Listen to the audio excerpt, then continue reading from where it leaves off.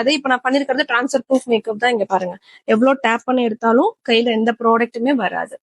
கையில ஏதாவது ப்ராடக்ட் இருக்காங்க பாருங்க, ப்ராடக்ட் ஏதாவது இருக்கா, மேக்கப் வருதா, வரல இல்ல. சோ நம்ம பண்ற டெக்னிக் தான் மேட்டரே. ட்ரான்ஸ்ஃபர் ப்ரூஃப் மேக்கப் அதே டைம்ல இது வாட்டர் ப்ரூஃப் தான். ஸோ ஆல்ரெடி நான் உங்களுக்கு வந்து ஃபுல்லா ரப் பண்ணி காமிச்சிருக்கேன். அகைன் வந்து நம்ம எவ்வளவு தேய்ச்சாலும் மேக்கப் வந்து பேஸ் வந்து மூவே ஆகாது. ஓகேவா? சேம் இது வாட்டர் ப்ரூஃப் தான்.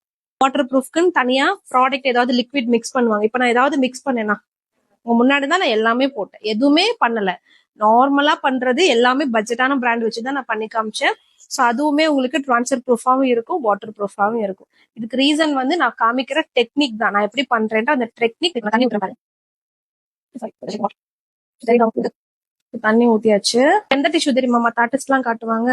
காஸ்ட்லியான டிஷ்யூ இருக்குல்ல, பிரீமியம் டிஷ்யூ சாஃப்ட், அதுதான் வச்சு காட்டுவாங்க. இப்ப நான் உங்களுக்கு இதே வச்சு காட்டுறேன் பாருங்க. சோ நான் இது செட்டிங் ஸ்ப்ரே அடிக்கலனாலுமே இது வாட்டர் ப்ரூஃப் தான். ஓகேவா? முன்னாடி ரப் பண்ணி காமிச்சு செட்டிங் ஸ்ப்ரே பண்றதுக்கு முன்னாடி நான் ஃபுல்லா தேய்ச்சி காமிச்சிட்டேன். இப்போ அதுக்கப்புறமும் தேய்ச்சி காமிச்சிட்டு கிட்ட வேணாலும் வந்து காட்டுறேன். ஏதாவது பேட்சி ஆயிருக்கிறது, ஏதாவது மூவ் ஆயிருக்கா பேஸ் தெரியுதா உங்களுக்கு? ஸோ இதுதான் விஷயம். ஓகேவா? ஸோ இதுக்கு காஸ்ட்லியான ப்ராடக்ட் தான் வாங்கணும். தேங்க்யூ.